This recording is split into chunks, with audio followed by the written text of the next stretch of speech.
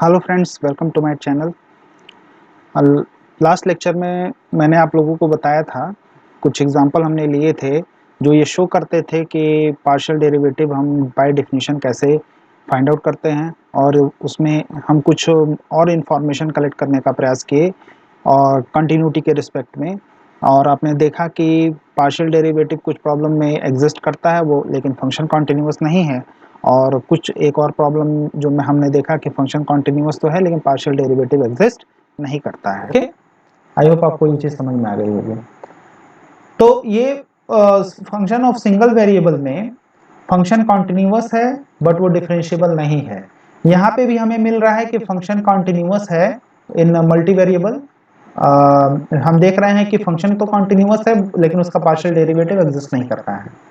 लेकिन एक और एग्जांपल हमें मिला जहां पे पार्शियल डेरिवेटिव तो एग्जिस्ट कर रहा है लेकिन फंक्शन कंटिन्यूअस नहीं है, जो कि हम लोग का पहला एग्जांपल है।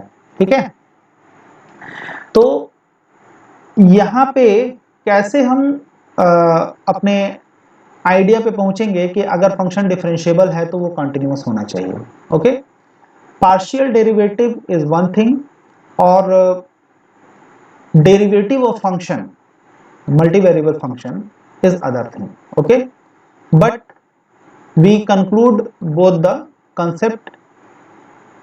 हाउ देखते हैं कैसे। तो आप जानते हो सिंगल वेरिएबल फंक्शन में डिफरेंशिएशन को आप कैसे डिफाइन करते हो। ओके, मैंने आप लोग को, क्योंकि मैं दोनों को रिलेट करके चल रहा हूं, क्योंकि जो कॉन्सेप्ट हम सिंगल वेरिएबल में पढ़ते हैं वही हम मल्टी वेरिएबल में भी उस कॉन्सेप्ट को आना चाहिए। दैट मीन्स कि if function is differentiable then it must be continuous. Okay, तो क्या मल्टी वेरिएबल फंक्शन के लिए ये सही है, ये हमें देखना होगा। और क्या कंडीशन होगा कि ये सही होगा। अगर कुछ कंडीशंस हमको वहां से मिल सकते हैं तो उसको हम फाइंड आउट करने का प्रयास करेंगे। ओके, तो जैसा कि आप जानते हैं, for single variable function what is definition of differentiability. Okay, देखते हैं। फंक्शन जो है वो R टू R है। ओके, और y equal to function fx है, और x equal to x not पे हमको डिफरेंशिएबिलिटी का डेफिनेशन क्या होता है वो हम देख लेते हैं। यहाँ से आप जानते हो x not is equal to limit s tending to 0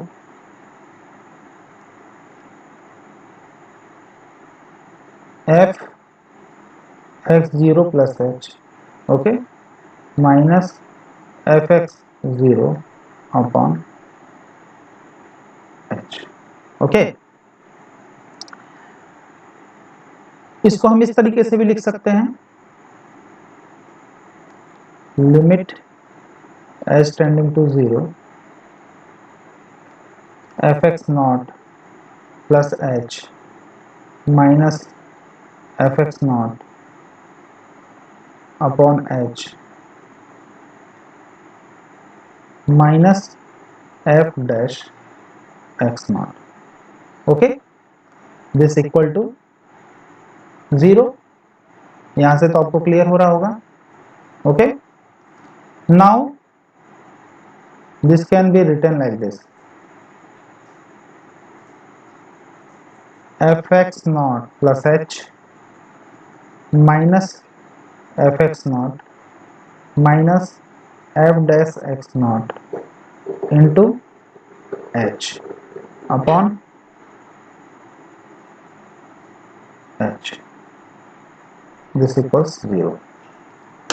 अब हम लिमिट के कॉन्सेप्ट पे आते हैं।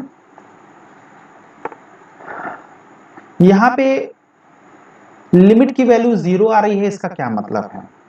मैंने लास्ट लेक्चर्स में भी आप लोग को बताया है कि अगर आपका फंक्शन इस तरीके से है कि न्यूमरेटर और डिनोमिनेटर में h का टर्म्स अगर हमें मिल रहा है, तो यदि लिमिट की वैल्यू 0 आती है, दैट मीन्स जो न्यूमरेटर है वो 0 होगा faster than that of denominator. Okay, जो न्यूमरेटर होगा वो 0 पे जाएगा तेजी से डिनोमिनेटर की अपेक्षा। ठीक है ना। क्यों ऐसा होगा देखते हैं। न्यूमरेटर को यदि हम एक नंबर से डिनोट करें, से इसे हम लैम्डा ऑफ एच लिखें यदि, ठीक है, लैम्डा ऑफ एच, ठीक है, और sometimes this also be written order of h, ठीक। limit this is said to be order of h, and h is what? This is x minus x0. h is x minus x0. okay, अगर हम limit निकालते हैं, limit s tending to 0 lambda of h over h या order of h over h, o of h, ठीक है। अब यदि हम जो लैम्डा ऑफ h है उसको h स्क्वायर लें या h क्यूब लें, उन दोनों में से कुछ भी लेते हैं, देखते हैं क्या मिलता है हमें। Limit s tending to 0 h square over h, okay, this is cancel out, and when limit s tending to 0 this is h, then this value is 0. okay, in a similar manner when we put lambda of h equal to h cube, okay, that means numerator is in the form of h cube. okay, तो limit क्या होगा देखते हैं। Limit s tending to 0 lambda of h over h, this is limit s tending to 0 h cube over h, this is cancel out, and limit s tending to 0 h square over 1. okay, this value is again 0. तो आप देख रहे हो कि numerator का जो order है वो h के सम पावर में है। Okay, some positive integral power. अगर लैम्डा ऑफ h h के बराबर हो जाता तो उस कंडीशन में लिमिट की वैल्यू क्या होती? 1 होती। तो यहाँ पे हमें क्या मिल रहा है? लिमिट की वैल्यू चूंकि 0 है तो ये इंश्योर करता है कि न्यूमरेटर हमारा जो होगा वो h स्क्वायर या h क्यूब के फॉर्म में होगा, ठीक है ना, तभी वो 0 होगा, वरना वो 0 नहीं होगा। डिनोमिनेटर के h के पावर से वो ज्यादा होगा, उसी कंडीशन में लिमिट की वैल्यू 0 होगी। This is your definition of limit. This is your definition of derivative.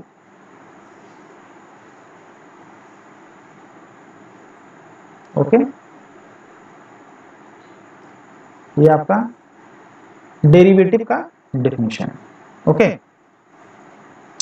क्या हम इस डेरिवेटिव के डेफिनेशन को फंक्शन ऑफ सेवरल वेरिएबल के लिए फ्रूटफुल बना सकते हैं? ये हमें देखना होगा, ठीक है ना। अगर बना सकते हैं तो कैसे बनाएंगे, ठीक है। Now consider multi variable function. यहां पे हम देखते हैं if function is defined from, तो यहाँ पे जो पॉइंट होगा इसमें मैंने आपको बता रखा है कि पॉइंट यदि कोई x belongs to r power n है तो x किस फॉर्म में होता है?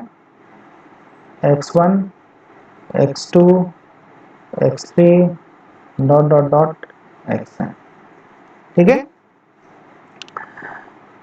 अब हमें डिफरेंशिएबिलिटी यहाँ पे फाइंड आउट करनी है कि इसकी डिफरेंशिएबिलिटी क्या होगी, डिफरेंशिएबिलिटी का डेफिनेशन क्या होगा, ठीक है। x0 is something like this, x1 से star, x2 star, x3 star, xn star. Okay, function जो है वो आपका r to the power n to r है। तो आप जानते हो r पावर n में जो भी मेंबर होता है वो n टपल्स के रूप में लिखा जाता है। That means if x belongs to r to the power n then x is equal to in this form x1 x2 x3 dot dot dot xn। Okay, now consider a point x0 in r to the power n in this form, that means x1 star x2 star x3 star and so on। तो If this function is differentiable, then what is its definition? Okay, in light of above definition, which is written in the form limit h tending to 0, limit h tending to 0, mod of fx0 plus h minus fx0 minus f dash x0 into h upon h is equal to 0. In light of this definition, we can define derivative of multivariable function at a given point x0. How? Let's see. If f x, okay, is differentiable at x0, then क्या होगा? Limit norm of h tending to 0 mod of fx 0 plus h minus fx0, okay, minus u dot h upon norm of h equal to 0. Okay, then this number u, then this function u is said to be total derivative. U is said to be total derivative of fx at x0, or you can say gradient, you can say gradient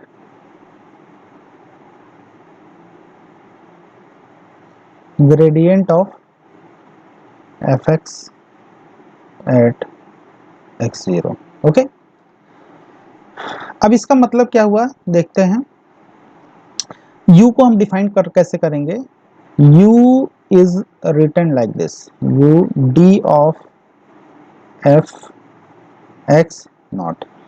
इसे हम लिख सकते हैं del f upon del x1, okay, del f upon del x2 dot dot dot del f upon del xn. This is a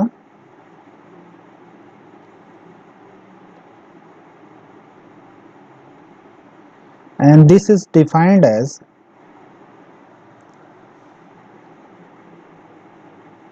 del of f x 0.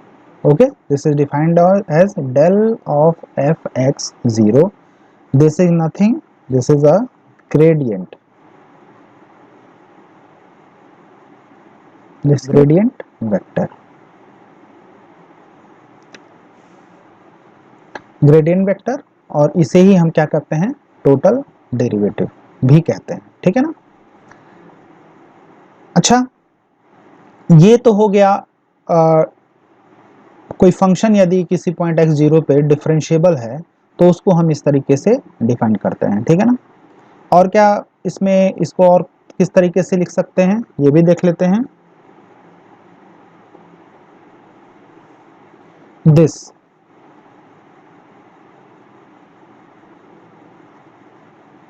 This can also be written in this form, limit h tending to 0, okay, x tending to x0, okay, x tending to x0, then this can be written as fx minus fx0 minus d of fx0 this is your h and this is x minus x0 upon norm of x minus x0.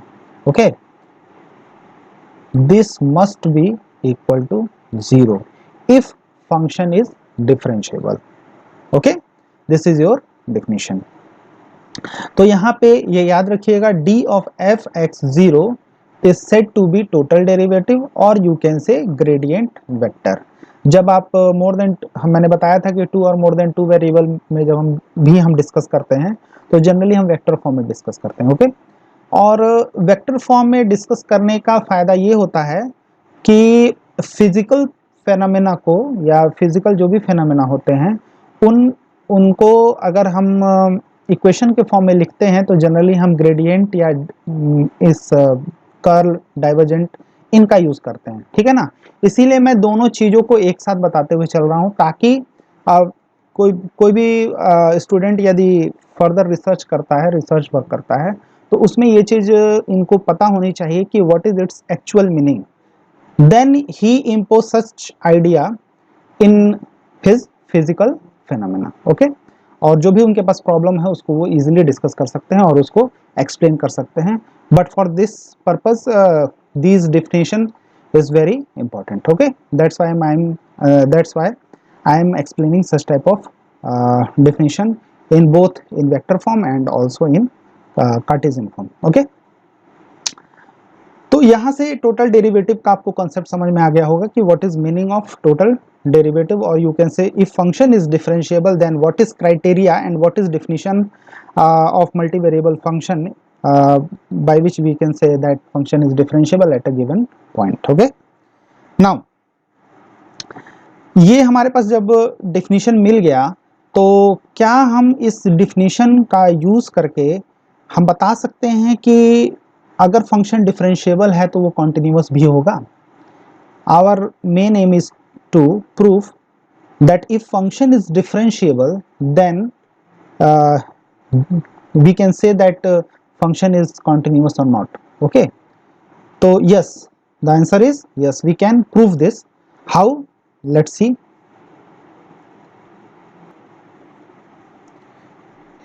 If function is defined from Rn to R, okay, is differentiable. Okay, is differentiable. ठीक है, at x0. ठीक, then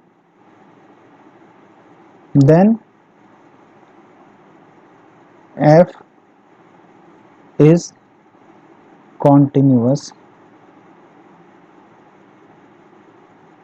at x equal to x0. अब यहां से देखिए हमें दिखाना है कि अगर फंक्शन डिफरेंशिएबल है तो वो x इक्वल टू x0 पे कॉन्टिन्यूस होगा and function is defined from r to the power n to r. Okay, बहुत सिंपल सा इसका प्रूफ है, मैं अभी आपको समझा रहा हूँ, समझ में आ जाएगा. प्रूफ देख लेते हैं इसका.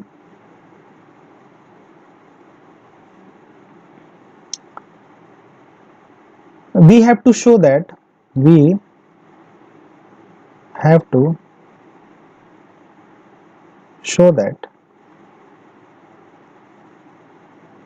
limit x tending to x0 fx is equal to fx0. यहाँ पे x और x0 क्या है मैंने आपको एक्सप्लेन कर रखा है, तो इसमें आप कंफ्यूज मत होइएगा. और ये x और ये x0, these two are not single variable. okay, these are vector in r to the power n. okay, बहुत इसको माइन्यूटली आप लोग समझेंगे, आसान है, ये हमको प्रूफ करना है. Okay, we have to prove this. तो इसे लेते हैं, लेफ्ट हैंड साइड लेते हैं, limit x tending to x0 fx. Now I am going to add and subtract fx0. Okay, limit x tending to x0 I am going to add or subtract. Okay, I am going to subtract fx0. Okay, now limit x tending to x0 fx minus fx0. Okay, इसमें हम add कर रहे हैं और subtract कर रहे हैं term d of fx0. Okay, x minus x0. add this d of fx0 x minus x0.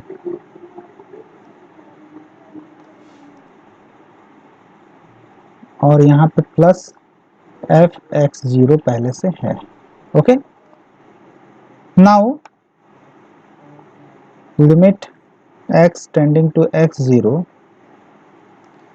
fx minus fx0 plus minus d of fx0 dot x minus x0. यहाँ पे याद रखिएगा ये डॉट जो है ना, ये आपका इनर प्रोडक्ट या डॉट प्रोडक्ट है. ओके, क्योंकि जब हम वेक्टर के सेंस में बात करेंगे तो we have to take here dot product. Okay, अब इसमें हम norm of x minus x0 से norm of x minus x0 से डिवाइड कर दें और मल्टीप्लाई कर दें. This is length. Okay, norm of x minus x0 is length. तो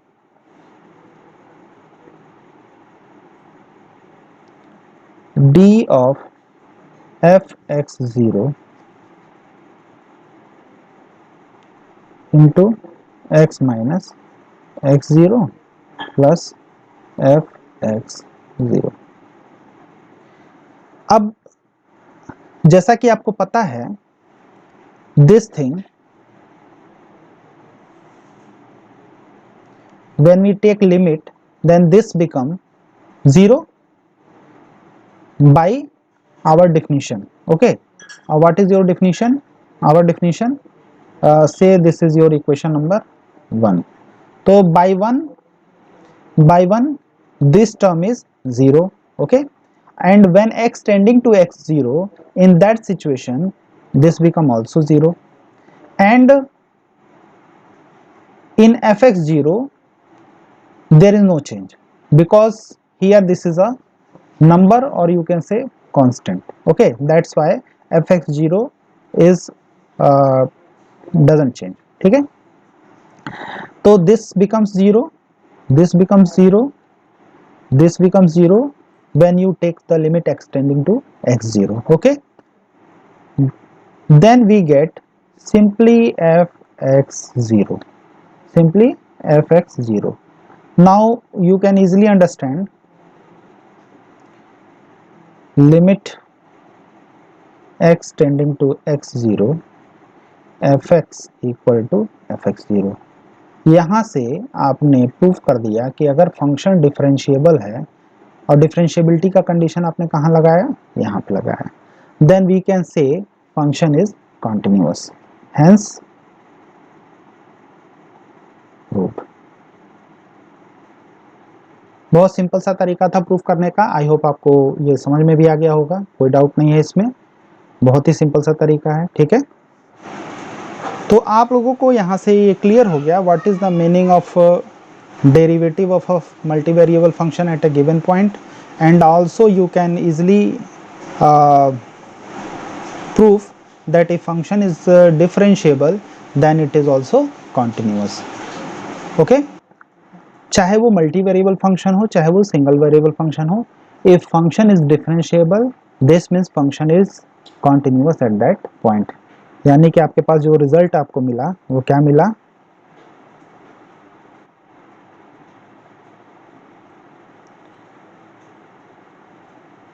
fx.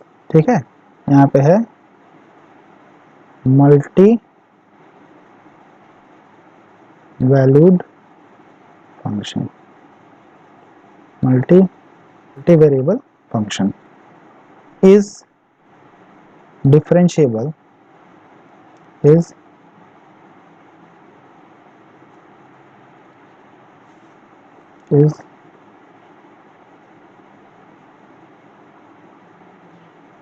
differentiable. This implies fx is continuous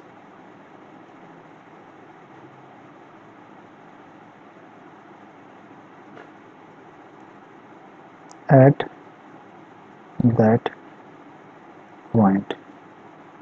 Okay, at that point.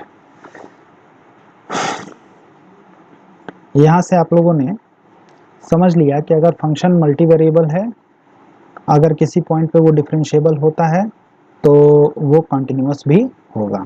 ठीक है, और एक और बात, डिफरेंशिएबिलिटी के लिए ये इंपॉर्टेंट है, d of f x zero. Okay, आपको मैंने यहाँ पे आपको बताया d of f x zero, ये क्या है आपका, ये कॉन्सेप्ट है। ठीक है, डी ऑफ एफ एक्स या d of f x zero कर सकते हैं। ठीक है ना, तो ये del f upon del x one, del f upon del x two, actually जब हम वेक्टर वैल्यूड वेक्टर सेंस में बात करते हैं तो वेक्टर को हम जनरली आप लीनियर अलजेब्रा भी पढ़ाई करोगे तो उसमें हम मैट्रिक्स के फॉर्म में उसको लिखते हैं ताकि हम इजीली उसको ऑपरेट कर सकें। ठीक है ना, matrix operation is very easy and by which we can easily understand how we can implement, because of gradient here u is a, what is u is a function. Okay, that's why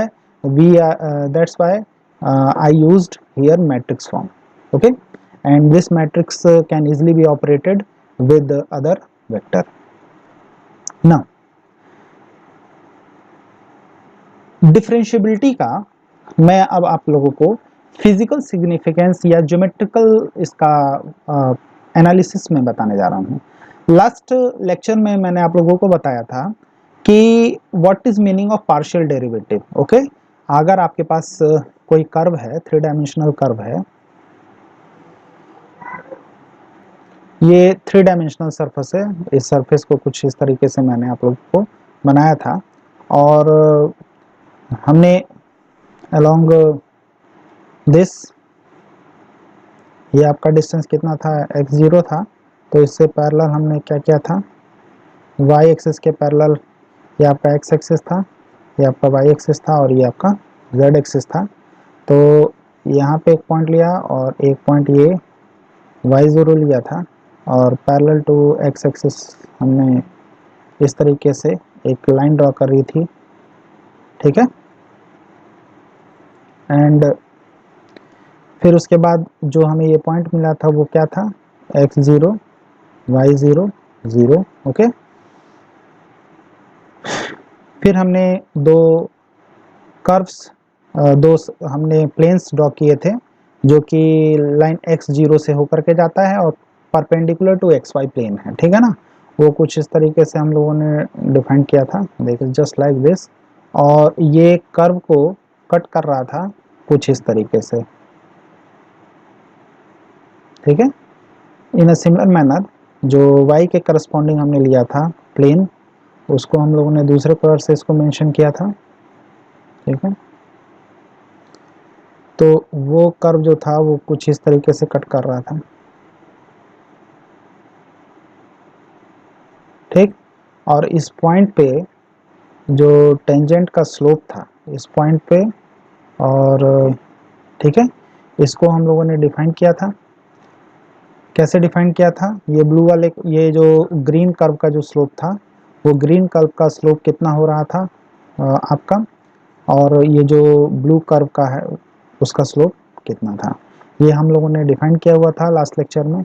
और ये जो था, जो green curve के according है, तो उसका जो उसमें आपका y0 फिक्स था और x चेंज हो रहा था, तो यहाँ पे del f upon del x हमने डिफाइन किया था at x not y not. Okay, in a similar manner this can be defined as del f upon x0 y0 point पे हमने निकाला था। ठीक है, तो आप यहाँ से देखिए, अगर कर्व पे थोड़ा सा ध्यान दीजिए तो टोटल डेरिवेटिव का क्या मतलब होता है वो हम एक्सप्लेन करने का कोशिश करेंगे।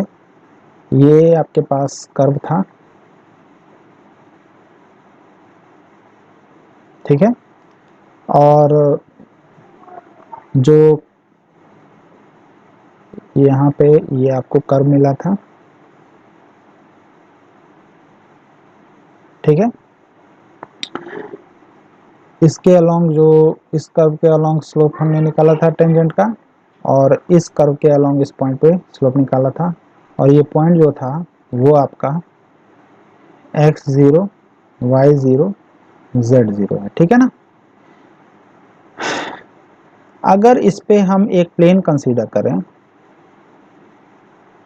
ठीक है, then from this point x0 y0 z0, if this plane coincide with these two, okay, then we can say function is differentiable. Okay, that means firstly I am going to explain what is tangent plane, or you can say plane which passes through x0 y0 z0. देखते हैं हमें क्या मिलता है, passes through x0 y0 z0, and you know very well that what is z0. Z0 is just fx0 at y0, ठीक है ना। Functional value at x0 y0 is z0.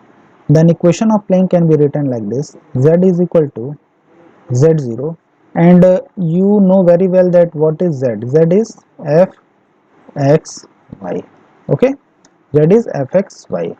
Z0 plus a times x minus x0 plus b times y minus y0. This is equation of plane passes through x0 y0 z0, and I x y, okay. Then when you compute del phi over del x at x naught y naught and differentiate this, okay, or what is this, this is actually f x y, okay. Then this becomes a, which is equal to del f upon del x at x naught y naught, okay. In a similar manner, del phi over del y at x naught y naught, when we differentiate this expression, equation, then we get partial differentiation of y minus y0 is 1, so we will get only b, and partial differentiation with respect to y, keeping x constant, then this term must be 0, okay, and this is constant, so this is also 0. This is same as del f upon del y at x naught y naught, okay, x naught y naught. तो अगर आप ध्यान से देखेंगे तो a और b की value जब हम इसमें रखते हैं तो हमें क्या मिलेगा, we get z equal to z naught plus del f upon del x at x naught y naught x naught, okay, plus what is value of b, this is del f upon y minus y naught, okay. अगर यहाँ से z की z pick, z is what, z is f x y, okay, z0 को हम left side करेंगे तो this is minus of x0 y0, okay. इस whole term को हम लेफ्ट साइड में लेके जाएं तो यहाँ से हमें मिल जाएगा del f upon del x x not y not, okay,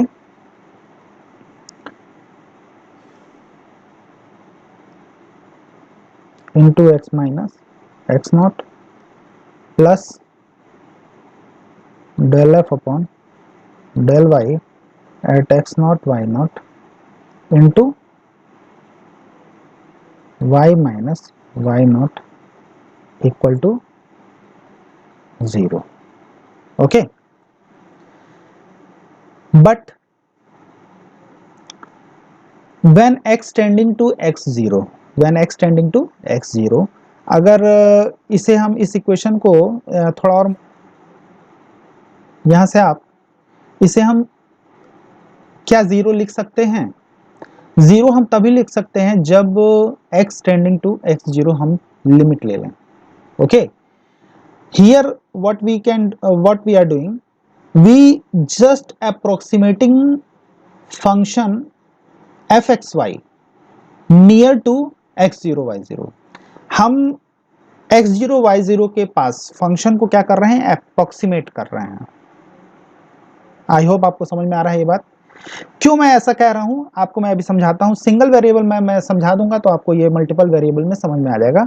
और यहाँ पे एक्चुअली हम जो जीरो लिख रहे हैं, यहाँ पे basically we can't write like this because here we got some error.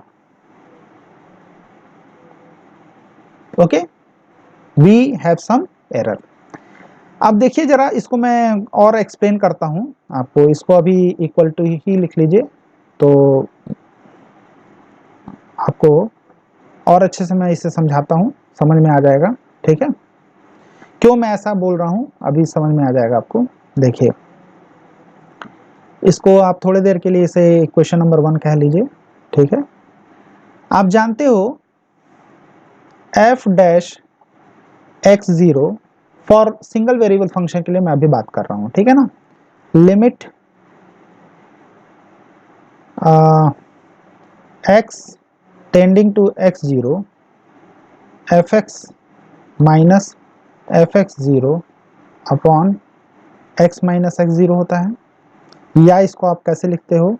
f dash x0 equal to limit h tending to 0 f x0 plus h minus fx0 upon h, ये आप लिखते हो। ठीक है ना।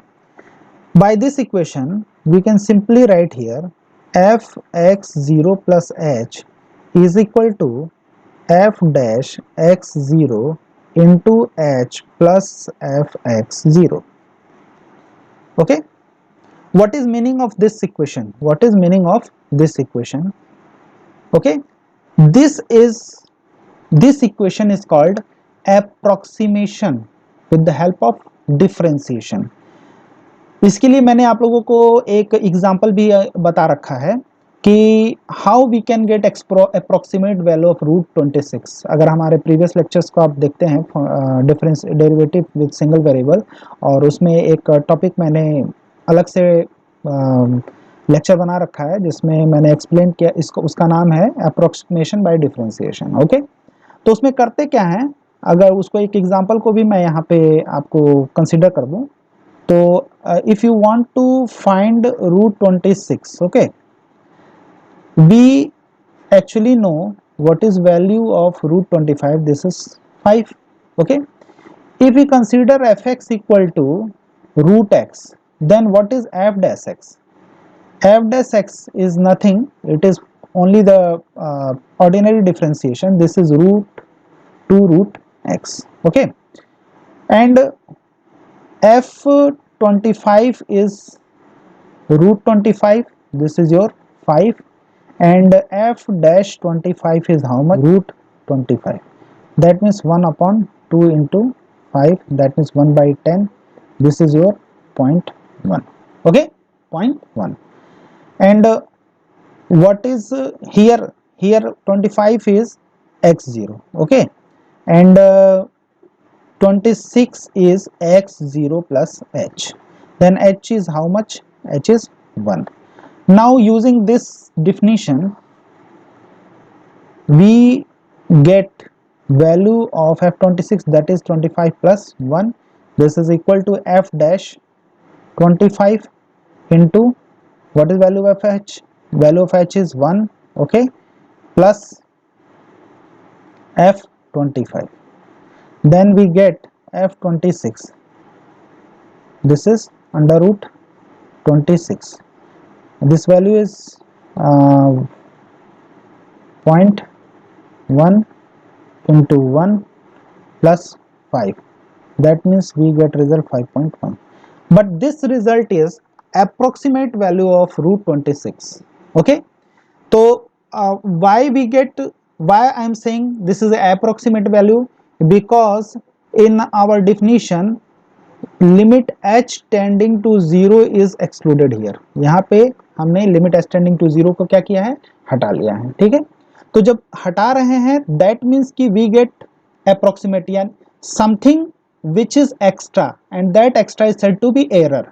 If error is much and more small, then we get exact value. If error tending to 0, in that situation we get exact value of root 26 in our problem, according to our problem. Okay, but here approximation, what is meaning of approximation, you will understand by this example. Okay, आप समझ गए होंगे कि approximation में word use क्यों कर रहा हूँ। ठीक है ना।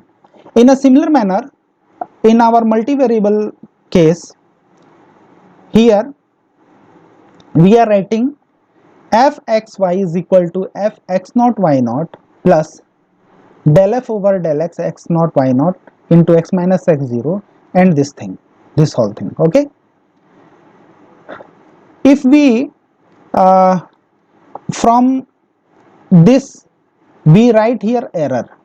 Why I am writing this error? Because of when you put limit x tending to x0, that means when x approaches to x0, in that situation this error goes to 0.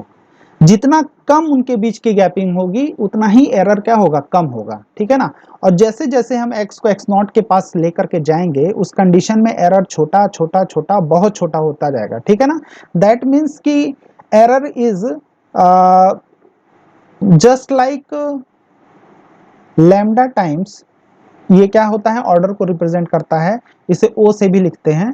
तो that means कि if you take here norm, okay, take norm of this thing, तो ये क्या बताता है, दोनों point का minimum distance जो है, जो h है, उसको ये रिप्रेजेंट करता है। ठीक है ना। जैसे ही x टेंडिंग टू x0 हम बोल रहे हैं या x टेंडिंग टू x0 यानी कि x is slightly more than that of x0, in that situation some error occur in our problem. Okay, if xy tending to x, if xy is equal to x0 y0, in that situation error goes to 0. that means कि जो हम approximation ले रहे हैं यानी कि जो tangent plane लिए हैं वो very well defined हो रहा है कि जो हमारे पास स्लोप्स जो हमें मिल रही हैं कर्व के अकॉर्डिंग, जो स्लोप्स मिल रही हैं, मान लीजिए कर्व का एक कर्व का मान लीजिए इस तरीके से है और टेंजेंट मान लीजिए इस तरीके से है। ठीक है ना। तो जब एरर लगभग समाप्त हो जाएगा तो these two coincide with each other. Okay, this plane and this tangent. Okay, this tangent line according to any curve, either when we proceed along x-axis or proceed along y-axis, according to that. okay, तो वो error क्या होता जाएगा, छोटा होता होता क्या हो जाएगा, 0 हो जाएगा। ठीक है ना। तो यहाँ हमारे पास जो स्थिति है उसके अकॉर्डिंग जब हम इक्वेशन 1 को फिर से लिखेंगे तो इक्वेशन 1 में जो एरर हमारा है वो, उसमें जो एरर होगा, यहाँ पे जो इक्वेशन 1 के ऊपर हमने जो लिख रखा है उसमें जो एरर होगा वो क्या होगा, टेंडिंग टू 0 होगा। यानी कि जो एरर है, यहाँ से जो एरर है वो something like this. Okay, x y minus x0 y0। Okay, ठीक है। अगर हम इक्वेशन 1 को लिखना चाहें तो तब कैसे लिखेंगे इक्वेशन 1 को? इक्वेशन 1 आपका जो होगा, now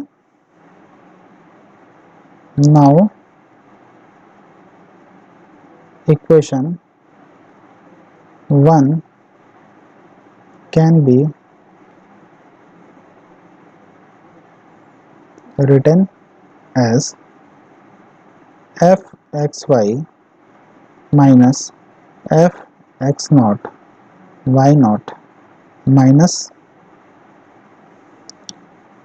del f upon del x at x naught y naught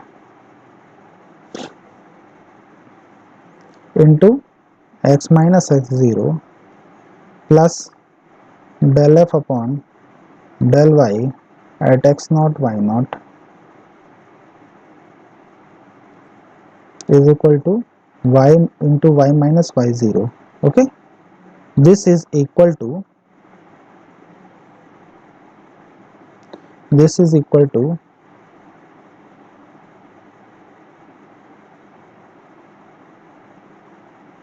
error. ठीक है, and the error is in the form norm of xy minus x naught y naught. Okay, that means equation 1 is well approximate near x0 y0. Okay, this is our whole concept. I hope आपको ये concept समझ में आ गए होंगे, और इसकी analysis और भी ज़्यादा की जाएगी जब हम चेन रूल को पढ़ेंगे, डायरेक्शनल डेरिवेटिव को पढ़ेंगे, ठीक है ना। एक्चुअली हम जो dy बाई डी एक्स हम सिंगल वेरिएबल फंक्शन में लिखते हैं, dy over D x. Okay, dy over D x जो हम लिखते हैं, यानी कि y डैश जो होता है एट अ गिवन पॉइंट से x0, ओके, तो वो limit h tending to 0 f x0 plus h minus f x0 upon h से हम लोग लिखते हैं। ठीक है, यानी कि अगर हम ध्यान दें, डेल्टा y ये कितना होता है, f x0 plus h minus f x0 के बराबर होता है। ठीक है ना, that means delta y can be written in the form f dash x0 into delta x, okay, plus some error term like epsilon 1 you can say. ठीक है ना, this thing. okay, इसे और भी कैसे लिखते हैं, limit delta x tending to 0 delta y over delta x. This can also be written like this, limit delta x tending to 0 f, this is your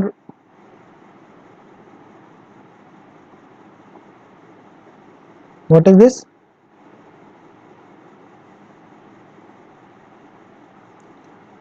f dash x0, okay, और limit delta x tending to 0 delta y over delta x, then delta y is f dash x0 into delta x.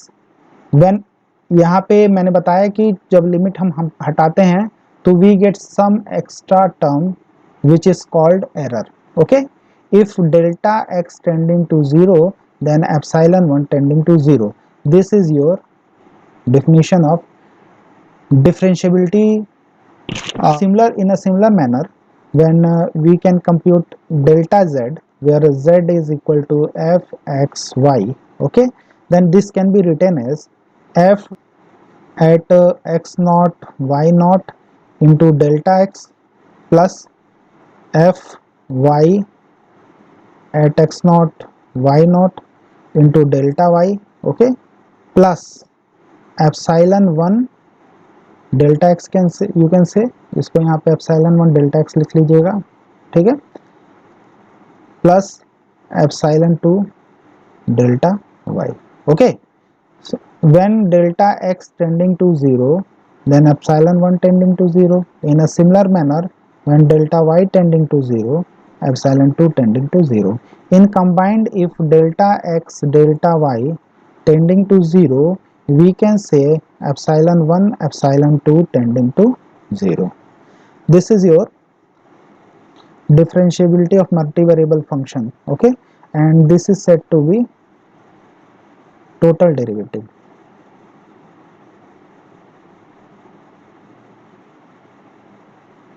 Total derivative, जो कि मैंने last अभी explain किया है, ठीक है ना।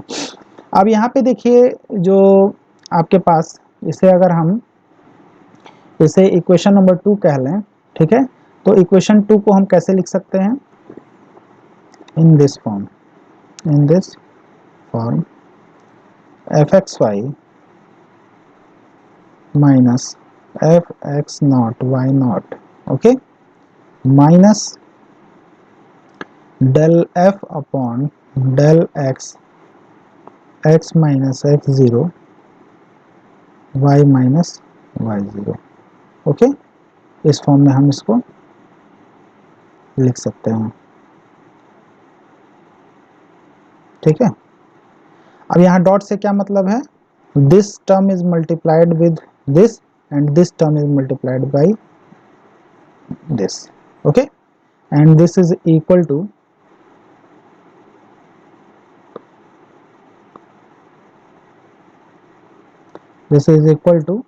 error.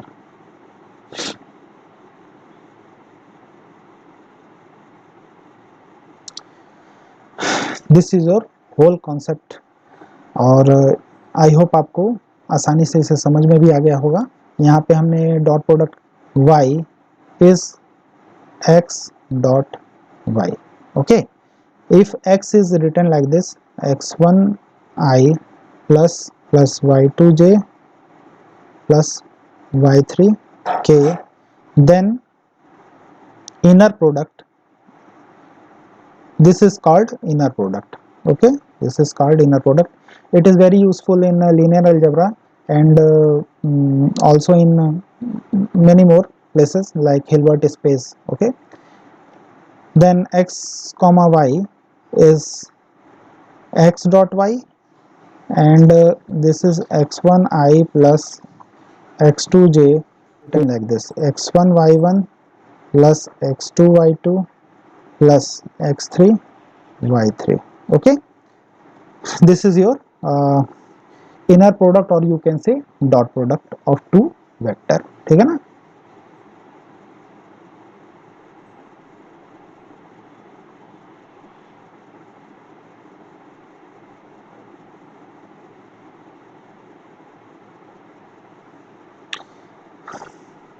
आई होप आपको मेरे लेक्चर्स पसंद आ रहे होंगे। ये सारा कॉन्सेप्ट जो था वो डिफरेंशिएबिलिटी पे से रिलेटेड था। इस पे और क्वेश्चंस जो होंगे वो हम डिस्कस करेंगे अगले कुछ लेक्चर्स में, ठीक है। और चेन रूल भी मैं इसमें बताऊंगा, आप लोगों को एक्सप्लेन करूंगा।